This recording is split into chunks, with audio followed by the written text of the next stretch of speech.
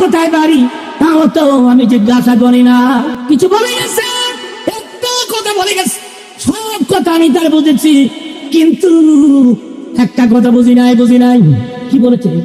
যাওয়ার সময় বলে গেছে, তোমার ঘরের দরজার চৌকাঠ ভালো না, জলদি করে বদলাও। হযরত ইসমাইল ডাক দিয়ে বলে, বিবি রে, লোকটারে বসতে বলস নাই, না আদর আপ্যায়ন করস নাই রে, না এক প্রাণ সর্বত দেশ নেই, একটু প্রাণী, না কি করলি বিবি?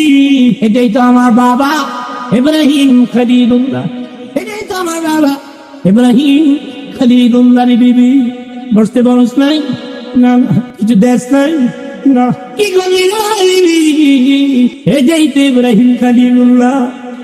বাবা আল্লাহর কুটি করার জন্য আমাকে আল্লাহর নামে কোরবানি দিয়েছে। আমার বাবা বলে গেছে, দরজার চৌকাঠ বদলাইতে, চৌকাঠ না রে বিবি, তোরে বদলাইতে কইছে।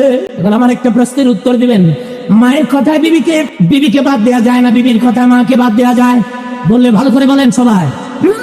মা যদি বলেন এই বউ দিয়ে তোর সংসার বাঁচবে না, দিন বাঁচবে না, ইসলাম টিকবে না, বোঝার চেষ্টা করুন। মা যদি বলে তোর এই বউ দিয়ে ইসলাম টিকবে না, দিন বাঁচবে না, ধর্ম টিকবে না রে বাবা, তার স্ত্রীকে ভালো করার জন্য 3 বার ওয়ার্নিং দিবেন। কয়বার? ভালো হয়ে যা একবার, আবার 40 দিন পরে গিয়ে কইবেন ভালো হয়ে যা 2 বার, ভালো হয় নাই, আবার 40 দিন পরে গিয়ে বলবেন ভালো হয়ে যা 3 বার। বলার পরেও যদি বিবি ভালো না হয়, তুমি তোমার মায়ের কথা পালন করে এই বিবিকে তালাক দিয়ে দাও, এই বিবির দ্বারা তোমার ইসলাম টিকবে না।